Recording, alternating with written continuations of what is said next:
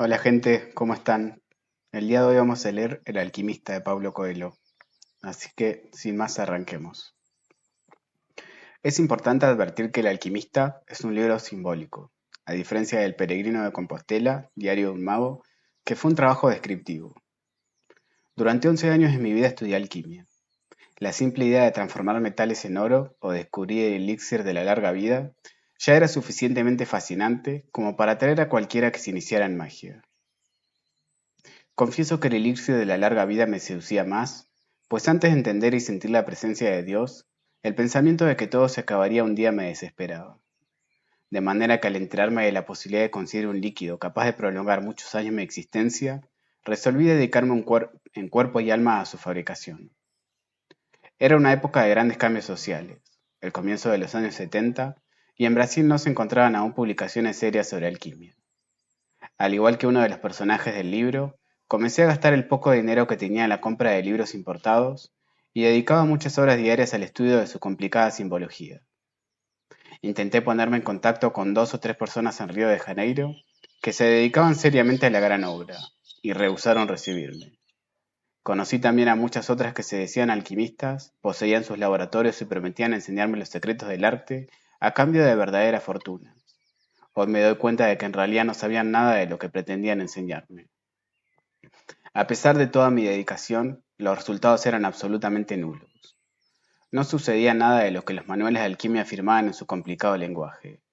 Era un sinfín de símbolos, dragones, leones, soles, lunas y mercurios, y yo siempre tenía la impresión de hallarme en el camino equivocado, porque el lenguaje simbólico permite un gigantesco margen de error. En 1973, ya desesperado por la falta de progresos, cometí una suprema irresponsabilidad. En aquella época yo estaba contratado por la Secretaría de Educación del Mato Grosso para dar clases de teatro en dicho estado, y decidí utilizar a mis alumnos en laboratorios teatrales cuyo tema era la tabla de la esmeralda. Esta actitud, unida a algunas incursiones mías en las áreas pantanosas de la magia, hizo que al año siguiente yo pudiera sentir en mi propia carne la verdad del proverbio: el que la hace la paga. Todo a mi alrededor se derrumbó por completo. Pasé los siguientes 6 años de mi vida en una actitud bastante escéptica en relación a todo lo que tuviese que ver con el área mística. En este exilio espiritual aprendí muchas cosas importantes, que solo aceptamos una verdad cuando previamente la negamos desde el fondo del alma, que no debemos huir de nuestro propio destino, y que la mano de Dios es infinitamente generosa a pesar de su rigor. En 1981 conocí Ram, mi maestro, que me reconduciría el camino que estaba trazado para mí. Y mientras él me entrenaba en sus enseñanzas, volví a estudiar alquimia por cuenta propia. Cierta noche, mientras conversábamos después de una extenuante sesión de telepatía, pregunté por qué el lenguaje de los alquimistas era tan vago y complicado. Existen 3 tipos de alquimistas, dijo mi maestro: aquellos que son imprecisos porque no saben de lo que están hablando, aquellos que no lo son porque saben de lo que están hablando, pero también saben que el lenguaje de la alquimia es un lenguaje dirigido al corazón y no a la razón. ¿Y cuál es el tercer tipo?, pregunté. Aquellos que jamás oyeron hablar de alquimia, pero que consiguieron a través de sus vidas descubrir la piedra filosofal. Y de este modo, mi maestro, que pertenecía al segundo tipo, decidió darme clases de alquimia. Descubrí entonces que el lenguaje simbólico que tanto me irritaba y desorientaba era la única manera de alcanzar el alma del mundo, o lo que Jung llamó el inconsciente colectivo. Descubrí la leyenda personal y las señales de Dios, verdades que mi raciocinio intelectual se negaba a aceptar a causa de su simplicidad. Descubrí que alcanzar la gran obra no es tarea de unos pocos, sino de todos los seres humanos de la faz de la tierra. Es evidente que la gran obra no siempre viene bajo la forma de un huevo o de un frasco con líquido, pero todos nosotros podemos, sin lugar a dudas, sumergirnos en el alma del mundo. Por eso el alquimista es también un texto simbólico. En el decurso de sus páginas, además de transmitir todo lo que aprendí al respecto, procuro rendir homenaje a grandes escritores que consiguieron alcanzar el lenguaje universal. Hemingway, Blake, Borges, que también utilizó la historia persa para uno de sus cuentos, y Malva Tahan, entre otros. Para completar este extenso prefacio e ilustrar lo que mi maestro quería decir con lo del tercer tipo de alquimistas, vale la pena recordar una historia que él mismo me contó en su laboratorio. Nuestra Señora, con el niño Jesús en sus brazos, decidió bajar a la tierra y visitar un monasterio. Orgullosos, todos los sacerdotes formaron la larga fila, y uno a uno se acercaban a la Virgen para rendirle homenaje. Uno declamó bellos poemas, otro mostró las iluminaciones que había realizado para la Biblia, un tercero recitó los nombres de todos los santos. Y así sucesivamente, monje tras monje, fueron venerando a Nuestra Señora del Niño Jesús. En el último lugar de la fila había un monje, el más humilde del convento, que nunca había aprendido los sabios textos de la época. Sus padres eran personas humildes, que trabajaban en un viejo circo de los alrededores, y todo lo que le habían enseñado era lanzar bolas al aire haciendo algunos malabarismos. Cuando llegó su turno, los otros monjes quisieron poner fin a los homenajes, pues el antiguo malabarista no tendría nada importante que decir o hacer, y podía desacreditar la imagen del convento. Pero en el fondo de su corazón, él también sentía una inmensa necesidad de dar algo decía Jesús y la Virgen. Avergonzado, sintiendo sobre sí la mirada reprobatoria de sus hermanos, sacó algunas naranjas de su bolsa y comenzó a tirarlas al aire, haciendo malabarismos, que era lo único que sabía hacer. Fue en ese instante cuando el niño Jesús sonrió y comenzó a aplaudir en el regazo de Nuestra Señora. Y fue hacia él a quien la Virgen extendió los brazos para dejarle que sostuviera un poco al niño. Ok, gente, continuamos con el prólogo. El alquimista cogió un libro que alguien de la caravana había traído. El volumen no tenía tapas, pero consiguió identificar a su autor, Oscar Wilde. Mientras hojeaba sus páginas encontró una historia sobre Narciso. El alquimista conocía la leyenda de Narciso, un hermoso joven que todos los días iba a contemplar su propia belleza en un lago. Estaba tan fascinado consigo mismo que un día se cayó dentro del lago y se murió ahogado. En el lugar donde cayó nació una flor, a la que llamaron Narciso. Pero no era así como Oscar Wilde acababa la historia. Él decía que cuando Narciso murió, llegaron las Oréades, diosas del bosque, y vieron el lago transformado, de un lago de agua dulce que era, en un cántaro de lágrimas saladas. ¿Por qué lloras?, le preguntaron las Oréades. Lloro por Narciso, repuso el lago. Ah, no nos asombra que llores por Narciso, prosiguieron ellas. Al fin y al cabo, a pesar de que nosotras siempre corríamos tras él por el bosque, tú eras el único que tenía la oportunidad de contemplar de cerca su belleza. ¿Pero Narciso era bello?, preguntó el lago. ¿Quién sino tú podría saberlo?, respondieron sorprendidas las Oréades. En definitiva, eran tus márgenes, donde él se inclinaba para contemplarse todos los días. El lago permaneció en silencio unos instantes. Finalmente dijo: Yo lloro por Narciso, pero nunca me di cuenta de que Narciso fuera bello. Lloro por Narciso porque cada vez que él se inclinaba sobre mi orilla, yo podía ver en el fondo de sus ojos reflejada mi propia belleza. Qué bella historia, dijo el alquimista. Primera parte. El muchacho se llamaba Santiago. Comenzaba a oscurecer cuando llegó con su rebaño frente a una vieja iglesia abandonada. El techo se había derrumbado hacía mucho tiempo y un enorme sicómoro había crecido en el lugar que antes ocupaba la sacristía. Decidió pasar allí la noche. Hizo que todas las ovejas entrasen por la puerta en ruinas y luego colocó algunas tablas de manera que no pudieran huir durante la noche. No había lobos en aquella región, pero cierta vez una se había escapado por la noche y él se había pasado todo el día siguiente buscando a la oveja prófuga. Extendió su chaqueta en el suelo y se acostó, usando el libro que acababa de leer como almohada. Recordó antes de dormir que tenía que comenzar a leer libros más gruesos. Se tardaba más en acabarlos y resultaban ser almohadas más confortables durante la noche. Aún estaba oscuro cuando se despertó. Miró hacia arriba y vio que las estrellas brillaban a través del techo semiderruido. Hubiera querido dormir un poco más, pensó. Había tenido el mismo sueño que la semana pasada y otra vez se había despertado antes del final. Se levantó y tomó un trago de vino. Después cogió el cayado y empezó a despertar a las ovejas que aún dormían. Se había dado cuenta de que cuando él se despertaba, la mayor parte de los animales también lo hacía. Como si hubiera alguna misteriosa energía que uniera su vida a la de aquellas ovejas que desde hacía 2 años recorrían con él la tierra, en busca de agua y alimento. Ya se han acostumbrado tanto a mí que conocen mis horarios, dijo en voz baja. Reflexionó un momento y pensó que también podía ser lo contrario, que fuera él quien se hubiera acostumbrado al horario de las ovejas.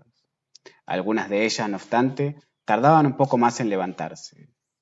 El muchacho las despertó una por una con su cayado, llamando a cada cual por su nombre.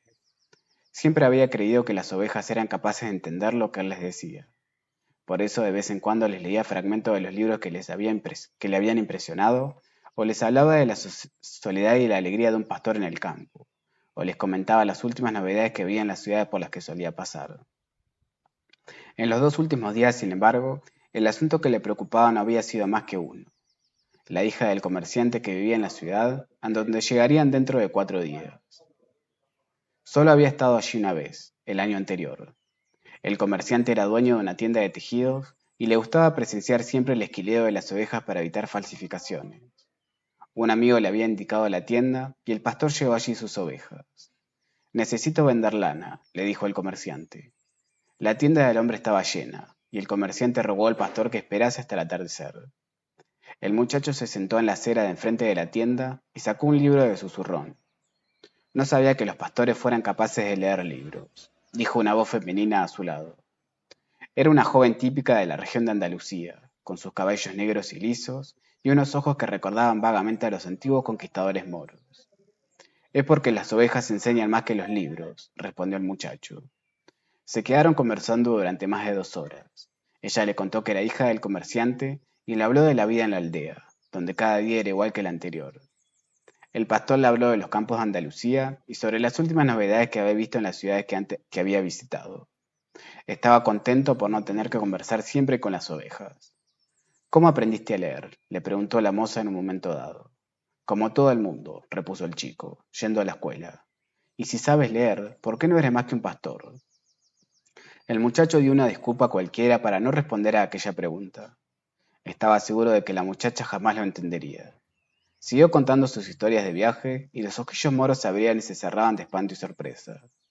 A medida que transcurría el tiempo, el muchacho comenzó a desear que aquel día no se acabase nunca, que el padre de la joven siguiera ocupado durante mucho tiempo y le mandase esperar 3 días. Se dio cuenta de que estaba sintiendo algo que nunca antes había sentido: la gana de quedarse a vivir en una ciudad para siempre. Con la niña de los cabellos negros, los días nunca serían iguales. Pero el comerciante finalmente llegó y le mandó esquilar 4 ovejas. Después le pagó lo estipulado y le pidió que volviera al año siguiente. Ahora faltaban apenas 4 días para llegar nuevamente a la misma aldea. Estaba excitado y al mismo tiempo se sentía inseguro. Tal vez la chica ya lo hubiera olvidado. Por allí pasaban muchos pastores para vender lana. No importa, dijo el muchacho a sus ovejas. Yo también conozco a otras chicas en otras ciudades. Comenzó a rayar el día y el pastor colocó las ovejas en dirección al sol. Ellas nunca necesitan tomar una decisión, pensó. Quizá por eso permanece siempre tan cerca de mí. La única necesidad que las ovejas sentían eran la del agua y la de la comida. Mientras el muchacho conociese los mejores pastos de Andalucía, ellas continuarían siendo sus amigas. Aunque los días fueran todos iguales, con largas horas arrastrándose entre el nacimiento y la puesta del sol. Aunque jamás hubieran leído un solo libro en sus cortas vidas y no conocieran la lengua de los hombres que contaban las novedades en las aldeas, ellas estaban contentas con su alimento, y eso bastaba. A cambio, ofrecían generosamente su lana, su compañía y de vez en cuando su carne. Si hoy me volviera un monstruo y decidiese matarlas, una por una, ellas solas se darían cuenta cuando casi todo el rebaño hubiese sido exterminado, pensó el muchacho. Porque confían en mí y se olvidaron de confiar en su propio instinto. Solo porque la llevo hasta el agua y la comida. El muchacho comenzó a extrañarse de sus propios pensamientos. Quizá la iglesia, con aquel sicómoro creciendo dentro, estuviese embrujada. Había hecho que soñase el mismo sueño por segunda vez y le estaba provocando una sensación de rabia contra sus compañeras, siempre tan fieles. Bebió un nuevo trago del vino que le había sobrado de la noche anterior y apretó contra el cuerpo su chaqueta. Sabía que dentro de unas horas, con el sol alto, el calor sería tan fuerte que no podría conducir a las ovejas por el campo. Era la hora en que toda España dormía en verano. El calor se prolongaba hasta la noche y durante todo ese tiempo él tenía que cargar con la chaqueta. No obstante, cuando pensaba en quejarse de su peso, siempre se acordaba de que gracias a ella no había sentido frío por la mañana. Tenemos que estar siempre preparados para las sorpresas del tiempo, pensaba entonces, y se sentía agradecido por el peso de la chaqueta. La chaqueta tenía una finalidad, y el muchacho también. En 2 años de recorrido por las planicies de Andalucía, ya se conocía de memoria todas las ciudades de la región, y esta era la gran razón de su vida: viajar.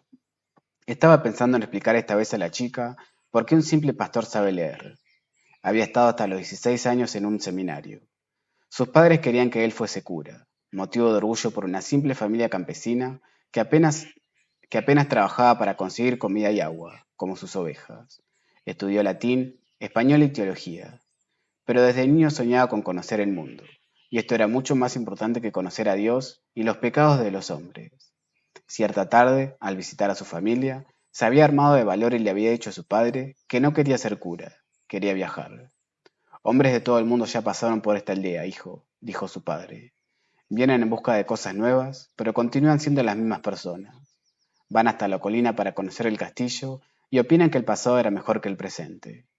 Pueden tener los cabellos rubios o la piel oscura, pero son iguales que los hombres de nuestra aldea. Pero yo no conozco los castillos de las tierras de donde ellos vienen, replicó el muchacho. Esos hombres, cuando conocen nuestros campos y nuestras mujeres, dicen que les gustaría vivir siempre aquí, continuó el padre. Quiero conocer a las mujeres y las tierras de donde ellos vinieron, dijo el chico, porque ellos nunca se quedan por aquí. Los hombres traen el bolsillo lleno de dinero, insistió el padre. Entre nosotros, solo los pastores viajan. Entonces seré pastor.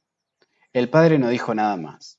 Al día siguiente le dio una bolsa con 3 antiguas monedas de oro españolas. Las encontré un día en el campo. Iban a ser tu dote para la iglesia. Comprá tu rebaño y recorre el mundo hasta que aprendas que nuestro castillo es el más importante y que nuestras mujeres son las más bellas. Y lo bendijo. En los ojos del padre, él leyó también el deseo de recorrer el mundo. Un deseo que aún persistía, a pesar de las decenas de años que había intentado sepultarlo con agua, comida y el mismo lugar para dormir todas las noches. El horizonte se tiñó de rojo y después apareció el sol. El muchacho recordó la conversación con el padre y se sintió alegre. Ya había conocido muchos castillos y a muchas mujeres, aunque ninguna como aquella que lo esperaba dentro de 2 días. Tenía una chaqueta, un libro que podía cambiar por otro y un rebaño de ovejas. Lo más importante, sin embargo, era que cada día realizaba el gran sueño de su vida, viajar. Cuando se cansara de los campos de Andalucía, podía vender sus ovejas y hacerse marinero. Cuando se cansara del mar, ya habría conocido muchas ciudades, a muchas mujeres y muchas oportunidades de ser feliz. Pero en el fondo de su corazón sabía que sí importaba, y que tanto los pastores como los marineros, como los viajantes de comercio, siempre conocían una ciudad donde había alguien capaz de hacerles olvidar la alegría de viajar libres por el mundo.